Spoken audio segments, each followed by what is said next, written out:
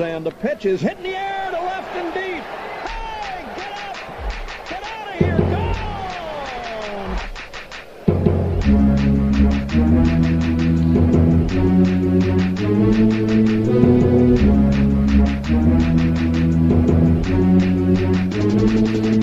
Well, it's been a long time, but the Brewers are back. We got the crew from Milwaukee and hey, from the greatest city in the world, Milwaukee, Wisconsin. Or should I say the coldest city in the world, Milwaukee, Wisconsin. Man, it's cold. It is just cold here. And now we have to turn on the TV and watch on the news all them sportscasters down in Arizona. All of them are down there, man. I'm telling you, they're down there. They're going, yeah, it's 78 degrees right now in Phoenix, Arizona. And it's barely, 15? I think the high today was something like 15 degrees. Oh, I hate this time of the year. I do. I loved it when I lived in Arizona and I was out at the ballpark every day. You know, where it was 78 degrees. It'd be a little chilly in the morning. You'd wear shorts, but you'd have your little sweater, and then you'd take it off around, 9 o'clock in the morning, and the rest of the day was perfect. 78 degrees, no humidity, sunshine, man. I'm telling you, baseball, you can smell that green grass. Oh, man. And now we're sitting in, the coldest and the greatest city in the world, Milwaukee, Wisconsin, and I have to watch it on TV. But it still is a great city to live in. Hey, listen, let's talk a little Milwaukee Brewer baseball because they've already started spring training. Everybody's there. Pitchers and catchers reported. And now the positional players are there. And it's great. This is a fabulous time of the year. Now we can start kind of looking at, okay, what do the Milwaukee Brewers have? What is 2015 going to be like for your Milwaukee Brewers? And every year I get accused of being a homer. I get accused of overvaluing the Milwaukee Brewers. And most of the time I'm right. Most of the time I come pretty close. Well, except for 2009 and 2010 when I took the Brewers to win the division and they didn't do anything. They really didn't do anything. And this year I'm on the fence. Because, I talk about this on every program, and I know people are probably sick and tired of hearing about it, but there's just too many question marks about the Milwaukee Brewers, and most of it is in the infield. I'm okay with the pitching staff, the way it's set up right now. I'm okay with it. I'm not saying it's going to be a great pitching staff and it's going to pitch us to the World Series, but it's a good pitching staff, and it can be added to. And I think Doug Melvin will add to it. He's not going to go out and make a trade for one of the big-time pitchers, but he's going to add to it. He's going to add some depth to the pitching staff. I'm comfortable with that. I think our outfield is as good as anybody in Major League Baseball. I seriously think so. We've got depth out there. We've got some good players out in the outfield. I like the catching situation. Martin Maldonado will probably do a majority of the catching, if not all the catching, during spring training. There'll be a couple of minor leaguers that will be brought up just to see what they got until Jonathan LaCroix comes back. Now, he becomes a question mark because we're told, 4 to 6 weeks he should be ready to go by the first game of the season. But I you know what? We were told that a couple of years ago with Corey Hart. He'll be ready by the end of May, and he never came back. A hamstring is a tricky thing, my friends. And when you're a catcher and you're up and down and up and down and up and down, that could be a problem. So we'll see how Jonathan LaCroix performs this year. Can he come back? Will he even come back? I hope he does, and I think he will. And I'm not trying to, I guess it's early in the season. We just got to look for things to talk about. I'm not trying to say that Jonathan LaCroix is now damaged goods. I don't think he is, but that's an interesting thing that I think everybody's watching for this season. But the infield's just question marks. At first base, are we comfortable with Adam Lind? I'm not comfortable with Adam Lind. I'm not. I think he's a good player. I think it was a nice little trade for the Milwaukee Brewers. I just don't like the way that some people within the organization and some people in the local media have been kind of saying that Adam Lind is going to be a fantastic first baseman, that he's got a big bat, and he has in the past as a DH. This guy's not an everyday first baseman. He's not an everyday first baseman. And the Brewers were going to kind of look at 30 to 40, and I tend to think it would be more like 50 games, that Jonathan LaCroix would be a first baseman. It's a position he's played before. I'm comfortable with Jonathan LaCroix at first base, and that way you give a little bit more playing time to Martin Maldonado. Makes sense. Well, we don't know about Jonathan LaCroix, so that's off the table now. So Adam Lind looks like is going to have to be the everyday first baseman. I don't know if he can handle the position. I don't know if he can handle the stress of playing every day. He's a DH, ladies and gentlemen. Primarily throughout his career, he's been a DH. And the time that he has played at first base, he hasn't played it well. In my opinion, he has not played it well. And he also struggles against left-handed hitters. So we're right back to where we were the last 2 seasons, where we're kind of putting somebody out there that can play in certain circumstances, but overall he's not the whole package. And the Brewers now have gotten into this rut where first base is an empty hole. And I hope I'm completely wrong, and I hope that Adam Lind comes out and he plays a great first base, and I hope that he gets a lot of hits, and I hope that the power comes back. But he's a DH. There's no DHing in the National League. There just isn't. Well, you play interleague games, but so what are they going to do with this guy? He's got to play first base. So that's a big question mark to me. And I know I keep harping on this, but it is. I think that we should be a little concerned about that. Scooter Gennett, I'm fine with Scooter Gennett. I like Scooter Gennett. I think he can play every day. I think he's a good baseball player. He doesn't have a lot of power, but he's a good hitter. He's good enough on defense, and he's a young kid. He's going to make some mistakes. I'm fine with Scooter Gennett. The question mark is, can he play every day, and can he bat against lefties and righties? I think he can. I think he's just one of those guys that needs to be in the lineup every day. Gene Segura is a big question mark to everybody. Last year was a throwaway season for Gene Segura. This is a kid that could possibly become one of the best shortstops in Major League Baseball. The talent is there. He had a lot of things going on. And we're not going to readdress all the things that went on last year. He just needs to get back on track. And if he can, hey, that's great for the Milwaukee Brewers. It makes Milwaukee Brewers a much better baseball team. And I think everybody would agree with me when I say that. But if he struggles, and if the struggle continues, the Brewers have to have another option at shortstop. Aramis Ramirez, one of my favorite players. I love Aramis Ramirez. I think that he's the atypical third baseman. I love the way this guy has played his career, but he's an old guy now. And once you get to a certain age, it can go downhill real quick. I mean, it can go downhill real quick. And Aramis Ramirez is still kind of in a position with the amount of money that they're paying him and where they want to put him in that batters in the lineup. Aramis Ramirez needs to put up numbers. I don't know if he can do it every day. So the Brewers are kind of looking at, we need to have a couple of other options at third base. And one of them that the Brewers are kind of mentioning, this name keeps coming up, is Yadiel Rivera, 22 years old. Looks like he could get some third base this spring behind Aramis Ramirez. And Hector Gomez and Luis Sardanas, they're expected to see some time at second base behind Scooter Gennett.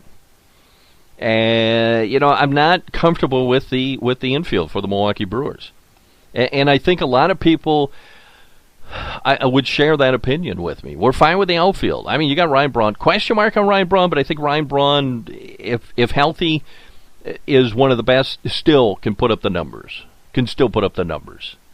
We know that his character is flawed. We know that, and that's in the past. We brought it back because we're paying him a lot of money, and because healthy, he can still put up a lot of numbers. Carlos Gomez is exciting. He puts up numbers. He's not as disciplined at this point in his career that I think he should be, and that falls on the Milwaukee Brewers. But you know what? The guy puts up numbers. He's exciting. He is one of the best players on the team. Chris Davis has got a big bat. I like his bat. Defensively, in the arm, needs a lot of work. But you compensate. You got Geraldo Parra out there. Great fourth outfielder, Logan Schaefer, a couple other guys that the Brewers are going to be looking at this spring. So the Brewers are good out in the outfield. And as I said, I kind of like the pitching staff. I do. I think it's a middle-of-the-pack pitching staff. It's got some young guys that are going to be tested. These guys they're going to throw them out there this year. They're going to say, hey, listen, you want to be a Major League Baseball player? Guess what? That's what Major League Baseball players do. And I like it. I do. It's not going to be one of the best in the National League. It's not even going to be one of the best in the National League Central. But I think it gets the job done. So spring has started. Now we can start talking about the Milwaukee Brewers. Every day there's going to be news. There's going to be something to talk about with the Milwaukee Brewers. We're going to take a short break. When we come back, we're going to talk some more about the Milwaukee Brewers, Ryan Braun. We're also going to drop some Packer news on you. And we're going to talk a little bit about the Milwaukee Bucks. A guy that plays for the Milwaukee Bucks has decided he just doesn't want to play basketball anymore. And we'll do that right after this short break. Stomp your feet, clap your hands. You're part of the team sitting in the stands. Come see what's brewing. Come see what the good times are. Come see what the Brewers are doing. Come on and cheer a superstar. Be a believer in Brewer fever. It's fun to join in the cheering. Stomp your feet, clap your hands. You're part of the team sitting in the stands. Come catch the fever. The fever with brewing is for everyone. You'll be a believer in Brewer fever when you feel the excitement of the big home run. Stomping your feet, clapping your hands. You're part of the team sitting in the stands. Come see what's brewing. The Milwaukee Brewers. Come catch the fever. The fever with brewing is for everyone. You'll be a believer in Brewer fever when you feel the excitement of the big home run. Stomping your feet, clapping your hands. You're part of the team sitting in the stands. Come see what's brewing. The Milwaukee Brewers. Hey, welcome back to the big show. We call it Brewtown Sports. I am Mr. Brewtown. Look for us on Facebook and Twitter at Brewtown Sports. You can listen to the big show at brewtownradio.weebly.com. You can also find us at tpsradio.net, stitcher.com, tunein.com, and itunes.com. Don't forget about Spreaker.com and Podomatic.com. If you want to shoot us some emails, do it at mrbrewtown78 at gmail.com. You have to excuse me. I haven't done one of these programs for a while, so I'm a little out of sync. And I'm starting to strain my voice already. So just bear with me, ladies and gentlemen. Milwaukee Brewer news, Ryan Braun. Everybody's talking about Ryan Braun. Well, I mean, it wouldn't be spring training without Ryan Braun. And really, the only year that I really think that Ryan Braun wasn't the main subject, and I think he is again this year. Everybody's going to be talking about Ryan Braun. Can he come back from the thumb injury? Was last year when Hank the Dog was all anybody talked about was Hank the Dog. Well, the Brewers got Hank the Dog. Do you see that? The Brewers went out and got Hank the Dog. Oh, and by the way, Ryan Braun's coming back after the suspension for drugs. It was all about Hank the Dog, so people now are talking about Ryan Braun. Now, Ryan Braun, he kind of chatted with the local paper, the Milwaukee Journal-Sentinel, and he says that he expects to be one of the best players in the league this season. The 31-year-old has seen his production fall off in recent years due to a thumb injury, but it sounds like he believes the issue is behind him for this season. He says, so far it feels great. Everything so far has gone as well as he could have possibly hoped. Hopefully the next few weeks it continues to do the same, and we can stop talking about it at some point in the near future, and then that would be great. I would love to be talking about Ryan Braun putting up numbers. I don't want to be talking about Ryan Braun and his injuries and his personal problems and his character flaws. I don't want to be talking about that anymore. That's done for me. And anybody who listens to the show knows that Ryan Braun screwed us. He basically screwed us. We believed in Ryan Braun here in the greatest city in the world, Milwaukee, Wisconsin. Most of us did. Most of us said, hey, listen, the guy's got a good reputation, and he fooled us all. I don't want to be talking about that. I want to be talking about Ryan Braun putting up numbers because we're paying him a lot of money.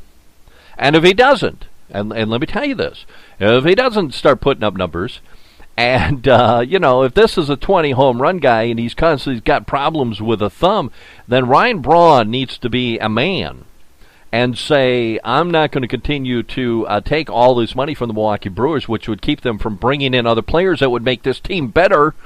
So I'm going to renegotiate at the level of where my talent level is right now. You would like to see that happening. And if it doesn't happen, let's say come June, July, and August, and the guy just isn't performing, but he's still out there because the Milwaukee Brewers have no choice but to put him out there because he's making, they still owe him $100 million or whatever it is, then I will be one of the guys that will be screaming every day about, hey, Ryan Braun, you need to hit the road or you got to renegotiate the contract. Quit ripping us off.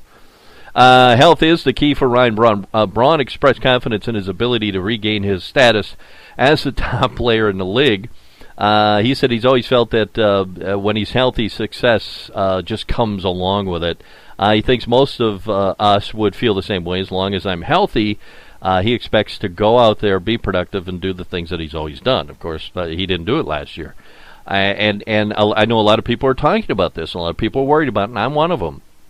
And a lot of you people, the listeners that I've been talking to online, I've also said, hey, we really just think that, once he starts taking batting practice and once he starts playing in the games, it's very quick and very easy to re-aggravate that injury. So he is a big question mark for the Milwaukee Brewers. But, we're all praying to the baseball gods here saying, geez, I hope it all works out. I really do. But like I said, I'm comfortable with the outfield situation. I think Geraldo Parra can step in. He's not going to put up Ryan Braun numbers when Ryan Braun's healthy. When Ryan Braun is healthy, Ryan Braun can put up numbers that matches any other player in Major League Baseball. But Geraldo Parra is a pretty good outfielder. He's a good option to have. A lot of teams would love to have a fourth outfielder like Geraldo Parra. So we'll see how it all works out for Ryan Braun. That's what spring training is all about, ladies and gentlemen. Is, we just got to kind of wait through. We got to see, and we're going to get a lot of positive news coming from spring training. Because that's what Doug Melvin, Ron Reineke, and the rest of the Milwaukee Brewers do. They want to give us positive news. They're not going to come out and say, geez, we're just really worried about Ryan Braun. Boy, I'll tell you what, we're weak in that infield. Ramos Amaris is old. We may have made a mistake by, giving him that extra year. He's just old. We don't know if he can get the job. No, we don't really have anybody that can step in and take over for Ramos Amaris. I wish they would. It would be refreshing. But it ain't going to happen. So, what are you going to do? The Brewers start their spring training games next week. Their first game is next week, actually 1 week from today, against the University of Wisconsin Milwaukee Panthers baseball team out in Arizona. If you're playing college baseball, and you're playing for the University of Wisconsin Milwaukee Panthers baseball team, and you get to go out to Arizona, that in itself at this time of the year is cool. That is cool. But you get to go out and play the Milwaukee Brewers. And the Brewers are going to have a couple of their players are going to play an inning or two. And then it's going to be a bunch of guys we don't even know. We'll be checking, like, who is this guy? We don't, what? Number 99. And now pitching for the Milwaukee Brewers, number 378. We don't even know who this guy is, but it's exciting. And if it's going to be televised anywhere, I want to watch this because I'm interested in college baseball more and more every year. We're going to take another break. When we come back, I promise you, we're going to very quickly talk about the Green Bay Packers. They released a longtime player, and Larry Sanders of the Milwaukee Bucks says, I just don't want to play basketball anymore. We'll do that right after this short break. You're listening to The Big Show. We call it Brewtownsports. Baseball is the president tossing out the first ball of the season, and a scrubby schoolboy playing catch with his dad on a Mississippi farm. A tall, thin old man waving a scorecard from his corner of his dugout. That's baseball. So is a big fat guy with a bulbous nose running home one of his 714 home runs. There's a man in Mobile who remembers that Honus Wagner hit a triple in Pittsburgh 46 years ago. That's baseball. So is a scout reporting that a 16-year-old Sandlot pitcher in Cheyenne is a coming Walter Johnson. Baseball is a spirited race of man against man, reflex against reflex, a game of inches. Every skill is measured, every heroic, every failing is seen and cheered, or booed and then becomes a statistic. In baseball, democracy shines its clearest. The only race that matters is a race to the bag. The creed is a rule book, and color merely something to distinguish one team's uniform from another. Baseball is a rookie, his experience no bigger than the lump at his throat as he begins fulfillment of his dream. It's a veteran, too, a tired old man of 35, hoping that those aching muscles can pull him through a sweltering August and September. Nicknames of baseball, names like Zeke and Pie and Kai and Home Run and Dizzy and Dancy. Baseball is the clear, cool eyes of Rogers Hornsby, the flashing spikes of a Ty Cobb, and an overage pixie named Rabbit Baranville. Baseball, it's just a game, as simple as a ball and bat, and yet as complex as the American spirit it symbolizes. It's a sport, a business, sometimes almost even religion. While the fairy tale of Willie Mays dashing off to play stickball in the streets with his teenage pals, that's baseball. And so is the husky voice of a doomed Lou Gehrig saying, I consider myself the luckiest man on the face of this earth.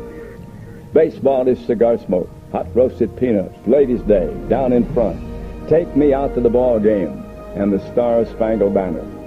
Baseball is a man named Campanella telling the nation's business leaders, you have to be a man to be a big leaguer, but you have to have a lot of little boy in you too.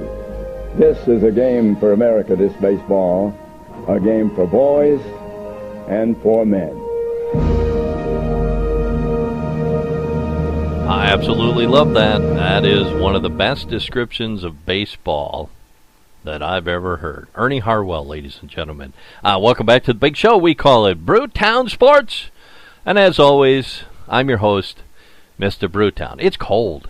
It is just cold here in Milwaukee. Well, it's cold everywhere, I guess, except for Miami, Florida, and parts of Arizona and Southern California, and Hawaii, of course.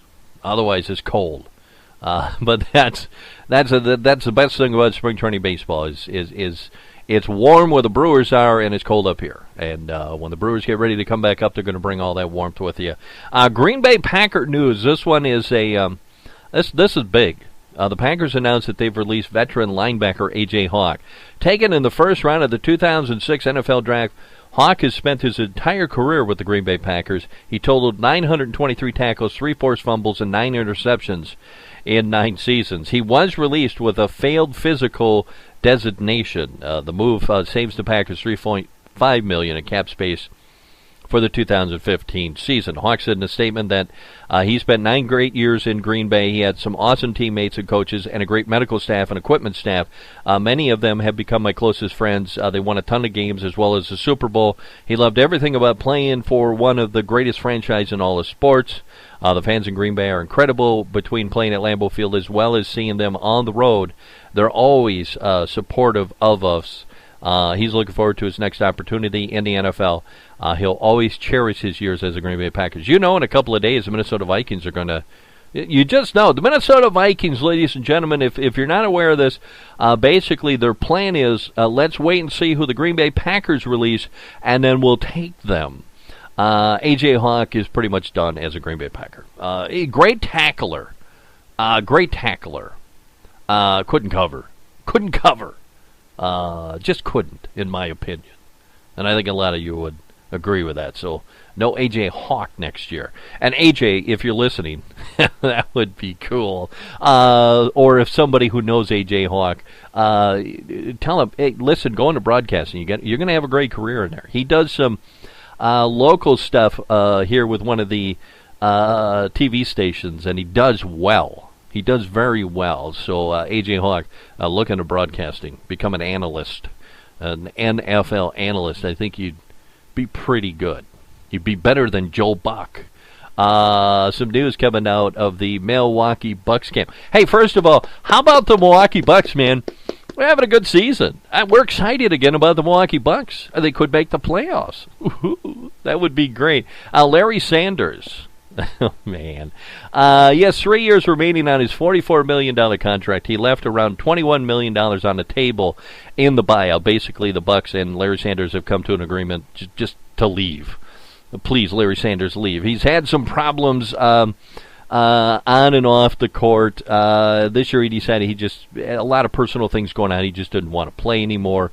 So the Milwaukee Bucks said, let's move this guy out of here. So it gives the Bucks a little bit of money to play with for next season. He's only 26 years old. He's had a host of issues on and off the court, as we said, since signing that contract back in 2013.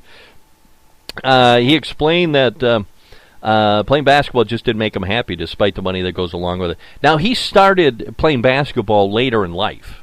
He didn't start until the 10th grade, according to Lori Nickel in the Milwaukee Journal-Sentinel. He didn't start playing basketball until the 10th grade.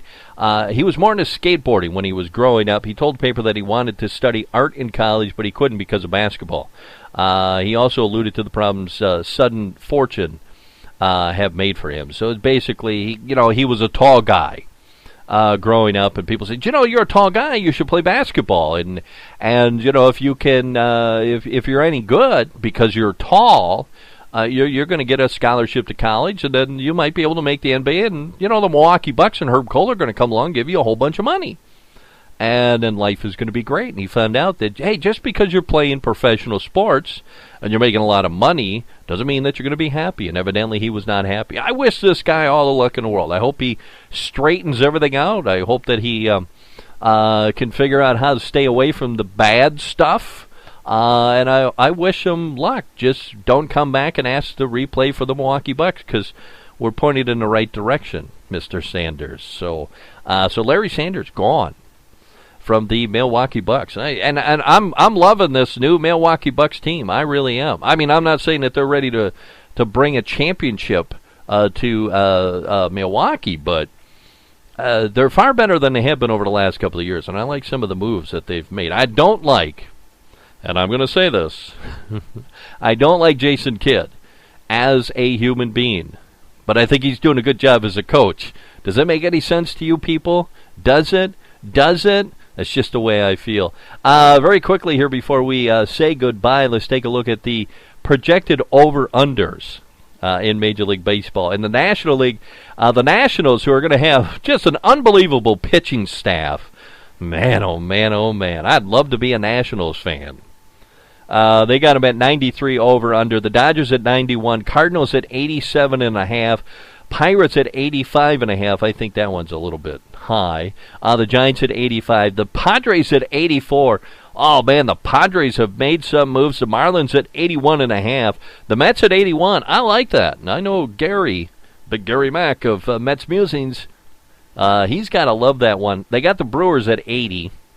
The Reds at 79, the Braves at 73.5, the Diamondbacks at 72.5. Boy, Arizona Diamondbacks had Tony La Russa bringing him in as advisor, the man who was going to save the franchise. They got you at 72.5. The Rockies at 70.5, and the Phillies at 67. In the American League, the Angels at 87.5, the Tigers at 86.5, the Red Sox at 86, the Mariners at 85, the Orioles at 84.5, the Blue Jays at 83.5, the Royals at 83. I don't think the Royals are even going to have a winning season. I think last year was just pure luck. The Athletics at 82.5, White Sox at 82. Yes, the good guys from the south side of Chicago, my favorite American League team. The Indians at 81, the Yankees at 80, the Rays at 77.5, the Rangers at 76.5, the Astros at 73.5, and the Minnesota Twins. Paul Molitor is the new manager of the Minnesota Twins at 68.5. So there you go. And that is compiled by some guy on the internet. And if it's on the internet, it must be true. So I like that they have the Brewers at 80. I'll take that. I think the Brewers could go 81-81. And I would be fine with that. I really would. And if some guys play above where they are projected to play, the Brewers could make a run. That's my projection for this season. So there you have it. Oh, man. The Nationals. That's going to be so exciting to watch with that pitching staff.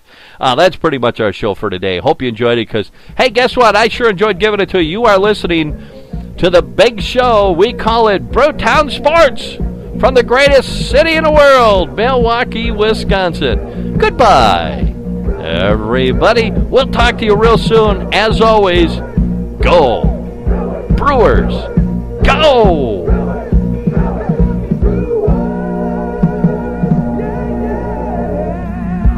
Broadcasting from the greatest city in the world, Milwaukee, Wisconsin, Mr. Brewtown has left the studios. Drive home safely. Beep, beep.